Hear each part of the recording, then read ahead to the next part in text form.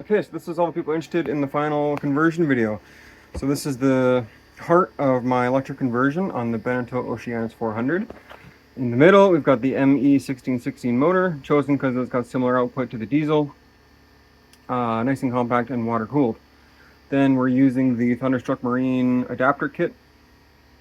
This is a mostly all supplied bolt together kit for the motor. It includes the thrust bearing because you got force coming in from the prop, so you can't handle that directly on the bearings of the motor, and you need a reduction anyway. So this provides a mounting kit. You just have to drill these holes here, and then you mount it to the existing motor mounts. And then on the left here, we've got a reservoir tank for the coolant system and automotive pump.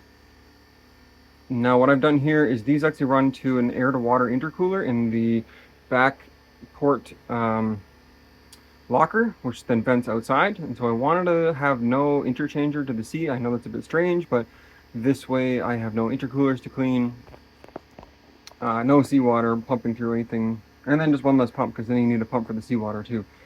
So that's that. So the motor controller, we're using a Kelly controller. These things get questionable reviews, so I bought two just in case. They are quite cheap. I think for the price of a Sevcon, I can buy about 3 of these, so I'm still ahead. It's quite ridiculous. Moving across, we've got a 48 volt, 120 volt, 5 kilowatt inverter. So this is enough to run everything, and even run the AC if I want. We'll see how long the batteries last, but it does fire up the AC. Now we've added a soft start as well. I did add a easy start, soft start to the AC. We have the TSM 2500 charger. So this takes 240 or 120 and then charges 25 or 35 amps respectively. Not a lot in this perspective of these batteries. About 3 days to full charge if you want to use only this charger.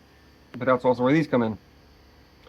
So the Bimini's not done yet, but we're going to put up a whole bunch of solar, and so there'll be, each controller gets 2 panels, and then we've got 3 controllers in total to maximize the MPPT of each kind of string. So we'll be doing kind of 1, 2, and 3 strings, which is just 2 panels, and that will provide solar charging.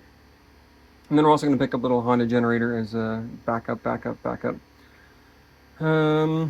Yeah, just got a bit of wiring here, so 12 volt coming in to power all the electronics in here. Some grounding stuff. This is my DC to DCs, so from Kelly controllers again, these take 48 volts and make 13.5 volts.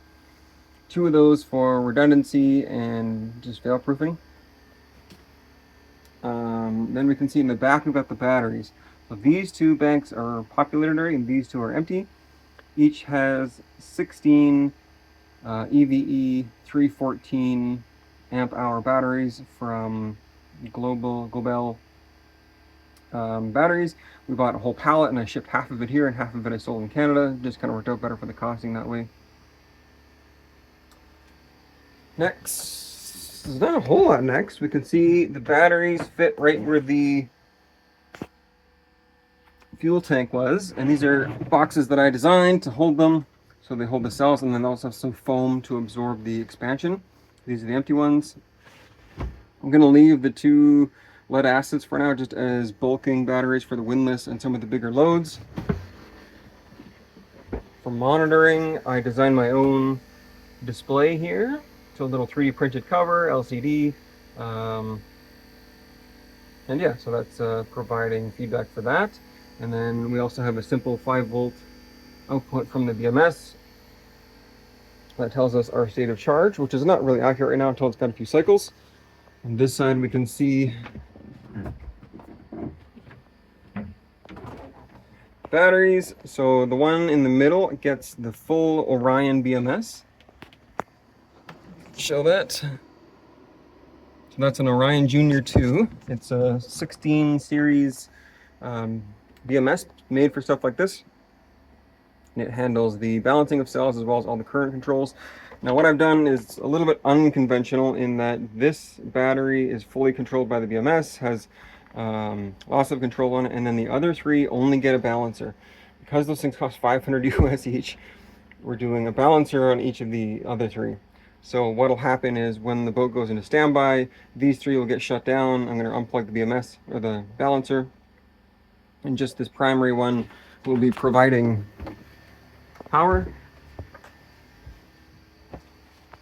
And then all those leads come up to these big bus bars here. So I've got these big copper, they're like a foot long, inch by inch copper bars. And then this one, hard to see, but I actually ground this.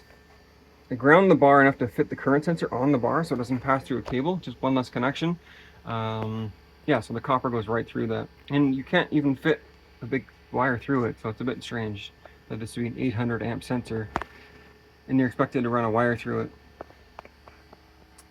Yeah, so this is all going to get cleaned up still. I've got to pull the wiring, make it nice and tidy, but I just quickly test that everything works. We've got inverter working, we've got the motor, it does spin. I don't want to run it for too long, but we'll do that in the water.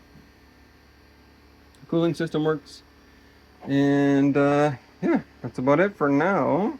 I'll make another video once we're on the water and kind of doing some tests. I'm going to make some charts in terms of how this behaves, kilowatts per speed kind of thing. Yeah.